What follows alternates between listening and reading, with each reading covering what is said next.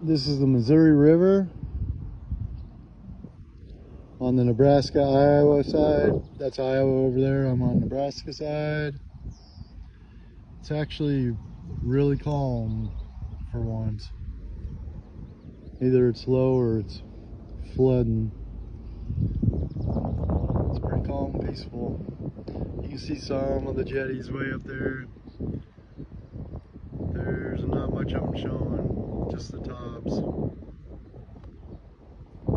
There's some over there that you can't see, they're underwater.